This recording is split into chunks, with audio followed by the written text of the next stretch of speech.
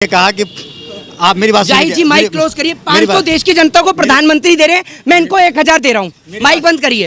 अरे बंद करिए ना। नमस्कार, मैं हूं आपका दोस्त जाहिद, आप देख रहे हैं डेली। आपको मालूम है कि पश्चिम बंगाल के अंदर जो है ममता बनर्जी की जीत हो गई और ममता बनर्जी जो है तीसरी बार पश्चिम बंगाल के अंदर मुख्यमंत्री बनने जा रही है। योगी आदित्यनाथ ने कहा था कि जो टीएमसी के गुंडे हैं वो 2 मई के बाद अपने गले में तख्ती डाल करके जिंदगी के भीख मांगते रोडों पर नजर आ जाएंगे। लेकिन अभी जो है यहाँ पे पश्चिम बंगाल के अंदर भारतीय जनता पार्टी बुरी तरीके से हार गई। जिस तरीके से भारतीय जनता पार्टी कह रही थी कि पश्चिम बंगाल के अंदर हम सरकार बनाने जा रहे हैं, हम 200 सीट जीतने जा रहे हैं नरेंद्र मोदी के नेतृत्व में। वहीं पर जो है अभी पश्चिम बंगाल का क्या माहौल है, हमारे साथ यहाँ पे मोहित शर्मा जो है, आपको मालूम है कि मोहित शर्मा जो है यहाँ पे 3 महीना से ज़मीन पर उतर करके काम कर रहे हैं। मोहित शर्मा ने यहाँ पे देखा कि किस तरीके से यहाँ का क्या माहौल बना है, किस तरीके से भारतीय जनता पार्टी यहाँ पे यहाँ की जो जनता है उसको लुभाने की कोशिश कर रही थी। लेकिन यहाँ पे जो है भारतीय जनता पार्टी जो है नाकाम हो गई यहाँ की जनता को लुभाने में। आपको मालूम है कि जब टीएमसी पार्टी की जीत हुई है तो कुछ जगह से ये खबर आई थी कि आगजनी हो रही है, कुछ जगह से ये भी खबर आई थी कि जो बीजेपी के जो क्या नाम है ऑफिस वगैरह उसको तोड़े गए हैं, आगजनी हुई, दुकानें लूटी गई हैं। लेकिन हमारे साथ यहाँ पे मोहित शर्मा जो है इनसे जानने की कोशिश करेंगे जिस तरीके से भारतीय जनता पार्टी ये कह रही है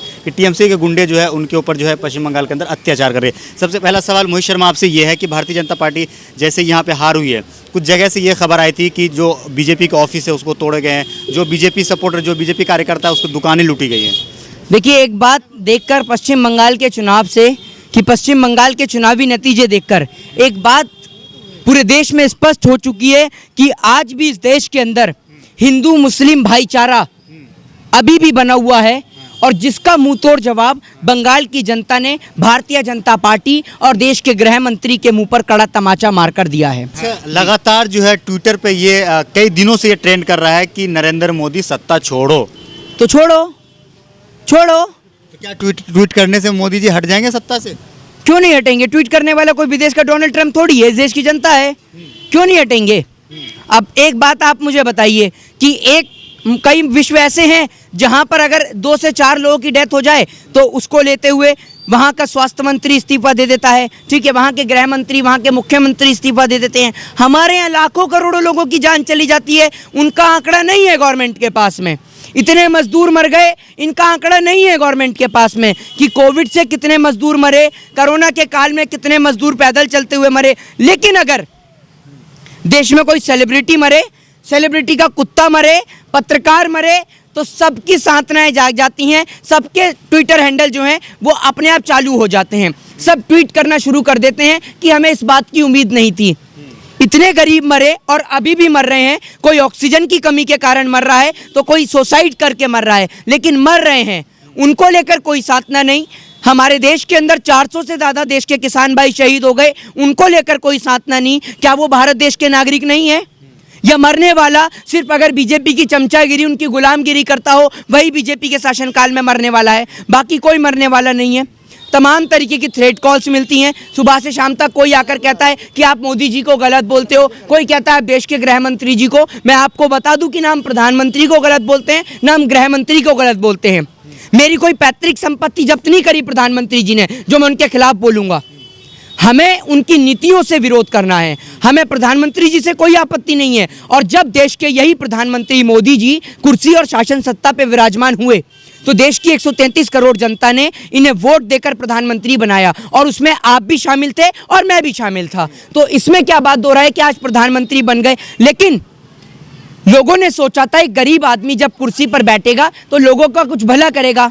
लोगों को ये थोड़ी पता था कि पॉलिटिक्स होगी तो हिंदू और मुस्लिम की होगी, पॉलिटिक्स होगी मंदिर और मस्जिद की होगी। मंदिर और मस्जिद के चलते अगर आज लोगों को ऑक्सीजन मिल रही है तो वो मंदिरों में जाकर मिल रही है, मस्जिदों में जाके मिल रही है। बेड नहीं मिल रहे हैं मस्जिदों के अंदर सरकार को, मंदिरों में लोगों ने बेड लगवाए हैं, मस्जिदों में लोगों ने बेड लगवाए हैं। तो आप ये देखिए ना, सरकार फेलियर रही है, लेकिन आज भी धर्म के लोगों ने आगे आकर, चाहे वो मंदिर के पंडित हों चाहे मस्जिद के मौलाना हो, उन्होंने आगे आकर कहा है कि आप मस्जिद में बेड लगा सकते हैं, आप मंदिर में बेड लगा सकते हैं। लोग तो मोदी के चाहने वाले लोग तो कहते थे ना कि हमें हॉस्पिटल नहीं चाहिए, हमें रोजगार नहीं चाहिए, हमें मंदिर चाहिए मंदिर, हमें मस्जिद चाहिए मस्जिद। देखिए, आप सिर्फ चंद लोगों के कारण देश की गरीब जनता को, इस देश की आवाम को मरने के लिए सड़क पे नहीं छोड़ सकते।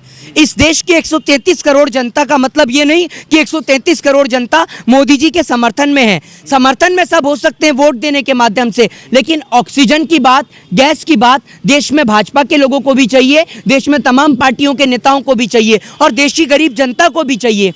आप उसके साथ में कैसे कॉम्प्रोमाइज कर सकते हैं?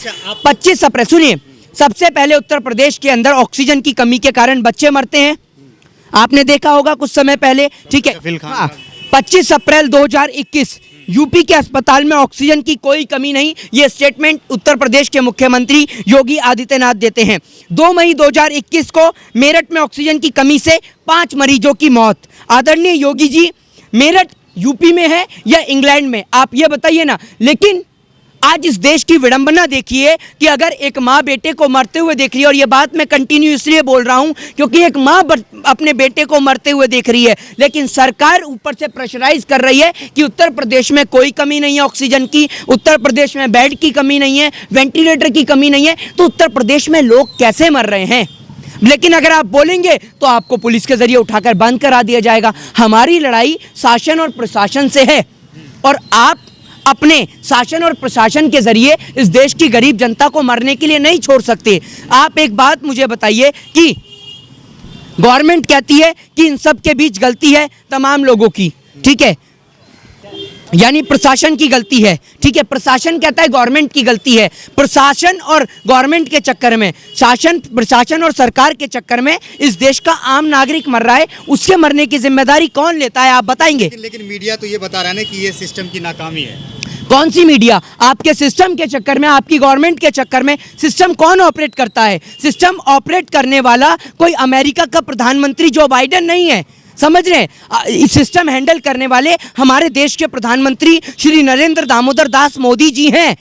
सिस्टम कोई आप विदेश से थोड़ी हैंडल कर रहे हैं। सिस्टम को जो है दोषी बता करके किसी आदमी को छुपाया जा रहा है। देखिए सिस्टम, सुनिए, सिस्टम बिल्कुल निश्चित तौर पर छिपाया जा रहा है। आप एक बात बताइए ना, अगर आपसे सिस्टम, आप कहते हैं सिस्टम की कमी है, तो क्या सिस्टम गवर्नमेंट नहीं चलाती? और गवर्नमेंट से सिस्टम नहीं संभल रहा तो आप सर्टिफिकेट दीजिए, अपना रिजाइन दीजिए ना। आप क्यों नहीं देते? आप अपना रिजाइन मांगता है देश आज।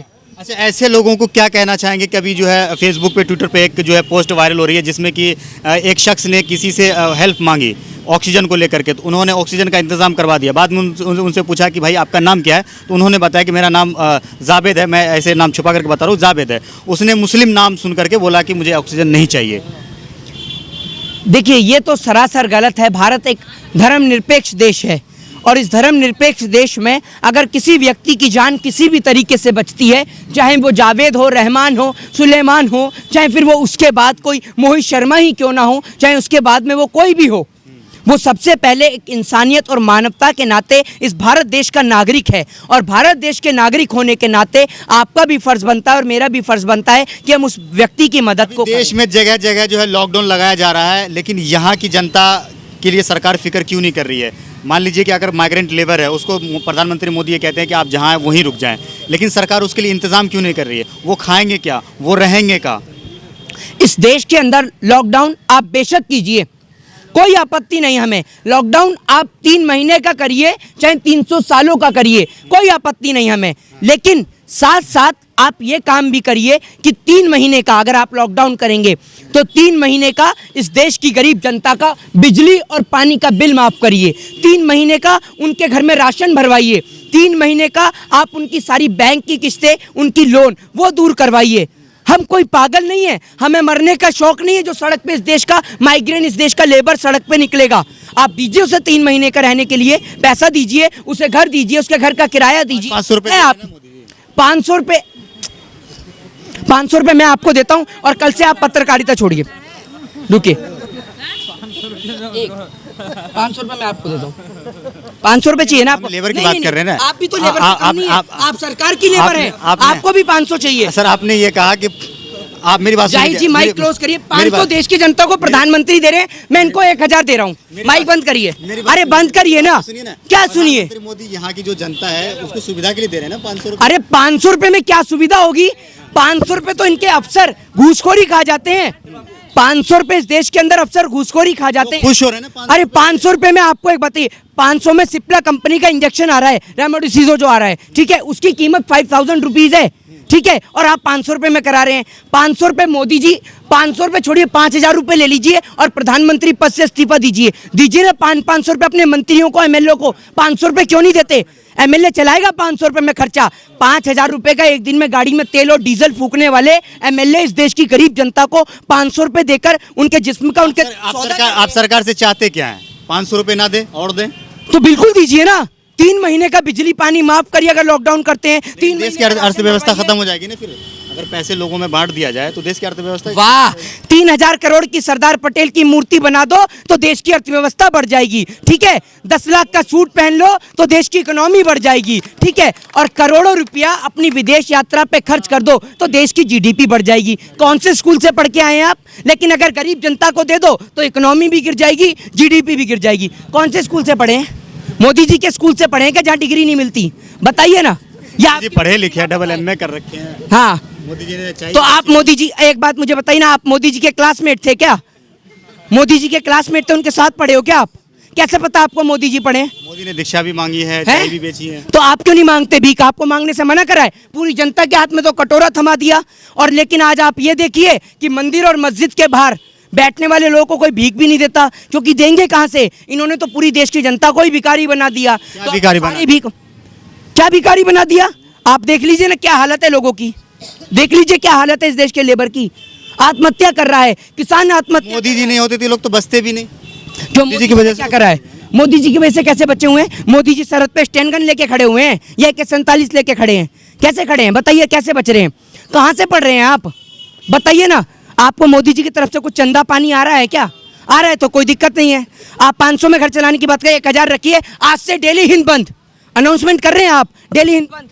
नहीं आप क्या बताइए ना, क्या बताएं? यहाँ पे काम तो कर रहे हैं ना, जिस तरीके से उन्होंने 2 करोड़ रोजगार का वादा भी किया था कि हम 2 करोड़ रोजगार देंगे। हाँ, जो किसान है उनकी आय दोगुनी करेंगे। हाँ, थोड़ा सा ऐसा है ना, अभी चंद्रमा जो है गंदा पड़ा हुआ है ना, ये मंगल गंदा पड़ा है, वहां पर झाड़ू लगा रहे हैं। 2 करोड़ लोगों को वहां रोजगार मिला है। हिंदुस्तान की जगह क्या पाकिस्तान में रोजगार दे के आए हैं? 2 करोड़ कहाँ मिला है रोजगार? भीख मांगना रोज। आज देश मजबूत तो हो रहा है ना, पाकिस्तान थर-थर कांप रहा है। वाह, ये तो मैंने सुना ही नहीं था। बहुत खूब, सुनिए, आप कह रहे हैं देश थर-थर कांप रहा है। ठीक है, एक बात बताइए, भारत देश के नागरिक जब ऑस्ट्रेलिया जा रहे हैं तो उनके साथ क्या हो रहा है? पता चल रहा है आपको? बताइए क्या हो रहा है? देखिए डेली हिंद कितना पढ़ा लिखा है, बताइए क्या हो रहा है? आप तो मोदी नाम हो रहा है, क्या नाम हो रहा है? देश का नाम रोशन हो रहा है। लोग दूसरे देश में जा रहे हैं, वहां पे अपना कारनामा करके दिखा रहे हैं। क्या कारनामा करके दिखा रहे हैं? कारनामा करने के लिए मोदी जी अकेले काफी हैं। देश के लोग जाते हैं तो देश के लोग, हमारे देश के अगर कोई नागरिक किसी अदर कंट्री में जाते हैं, अमेरिका जाता है तो वहाँ बाइडन वहीं फ्लाइट के बाहर खड़ा रहता है ना कि इंडिया से आए, फूलमाला पहना के स्वागत करो। फक्र के साथ कहते हैं कि हमारे देश के प्रधानमंत्री मोदी है। दलाली छोड़िए, थोड़ा सा देश की ओर ध्यान दीजिए। और भारत से ऑस्ट्रेलिया जाने वाले लोगों को वहां पकड़ा जा रहा है और बंद किया जा रहा है जेल में, और आप सत्ता जी की दलाली कर रहे हैं। कोविड की वजह से तो सबको क्वारंटाइन किया जा रहा है ना। क्वारंटाइन करके जेल में कौन डालता है? आपको देखा है कभी क्वारंटाइन करके जेल में डाला जा रहा है? बताइए ना, क्या हूँ, कहाँ डाला जा रहा है जेल में? बताओ। अगर कोई क्राइम करता तो क्या उसको डाले नहीं, जेल में नहीं डाले? मतलब भारत से ऑस्ट्रेलिया जाना क्राइम है? कौन सी IPC, कौन से आर्टिकल के तहत है? सबको तो नहीं कर रहा ना, कोई सभी को कर रहा है। क्राइम करते हैं उसी को क्या? हाँ, ना भारत टाइम्स की आपको रिपोर्ट दे दूं और ये देखो डेली कितना पड़ता है, ये पूरे देश को दिखा दूं। आप मोदी जी की इतनी भी दलाली मत करिए जरा मेरे भाई। ये देखिए ना, भारत टाइम्स की रिपोर्ट है ना, भारत टाइम्स की, पढ़ लीजिए आप। कैमरा में नहीं, पहले आप पढ़ लेंगे तो पूरा देश भी पढ़ लेगा। ये देख लीजिए आप ना। आप ये नौबत आई कहाँ से? आज किसी अदर कंट्री में हमारे देश के नागरिक जाते हैं तो ये नौबत आई? ये नौबत इसलिए आई है क्योंकि देश के जो प्रधानमंत्री हैं वो एक शक्तिशील प्रधानमंत्री हैं। ठीक है, वो उन्हें बिरयानी पसंद है तो पाकिस्तान पहुंचते हैं, और अमेरिका में डोनाल्ड ट्रंप थे तो पहले अमेरिका पहुंच जाते हैं। तो आप ही देखिए, आप ही कह रहे हैं कि देश में विदेश में डंका बज रहा है, पापा का डंका बज रहा है। कितना तगड़ा डंका बज रहा है, आप देख ही रहे हैं डंका कितना तगड़ा बज रहा है। तो दलाली छोड़िए, देश के लोगों के लिए बात करिए। आखिरी सवाल आपका खत्म ही। आखिरी सवाल, नंदीग्राम से जो है ममता बनर्जी जीत जाती है, बाद में पता चलता है कि ममता बनर्जी हार गई है। तो क्या एक नंदीग्राम सीट हारने से ममता बनर्जी की हार हो गई है? कौन कह रहा है आपसे? कोर्ट गई हैं वो तो। और आप ये देखिए, पहले उनको बधाई दे दी जाती है जीत की, बोल दिया जाता है आप जीत गई, फिर उसके बाद में अनाउंसमेंट करी जाती है कि वो हार गई। सेम बिहार वाला प्रोसेस, सेम बिहार वाला। तो जिम्मेदार कौन है? जिम्मेदार कौन? गलती किसकी है? नेहरू की। नेहरू की गलती है। नेहरू जी अभी है कहाँ? तो ये बीजेपी वालों से पूछो ना, बीजेपी वाले तो हर बात में नेहरू की गलती बताते हैं। तो मैंने भी बोल दिया, और आपको तो पता ही है कि मैं भी अभी स्विट्जरलैंड से आ रहा हूँ। झूठ बोल, क्यों? प्रधानमंत्री झूठ बोल सकते हैं, हम नहीं बोल सकते। प्रधानमंत्री है वो बोल सकते हैं कुछ भी, देश को चलाने के लिए कुछ भी बोल वाह प्रधान, ये मतलब अगर झूठ से देश चल रहा है, अगर झूठ से देश चल रहा है तो क्या गलत है झूठ बोलना? झूठ बोलना सिर्फ प्रधानमंत्री जी के हक में, हमारे हक में नहीं है। क्यों? झूठ बोलने का भी सर्टिफिकेट मिलता है नागपुर से, बताइए ना। तो आप ये सब छोड़िए फालतू की बातें, देश की गरीब जनता की ओर ध्यान दीजिए। जय हिंद, जय भारत, वंदे मातरम। चलिए, तो मेरे साथ यहाँ पे मोहित शर्मा जुड़े थे, इनसे हमने बात करी है। आपको क्या लगता है वीडियो के नीचे कमेंट करके जरूर बताएगा। वीडियो अगर आपको अच्छा लगा तो इसे लाइक और शेयर जरूर कीजिएगा। जय हिंद, जय भारत, अपना ख्याल रखिए, हंसते रहिए, मुस्कुराते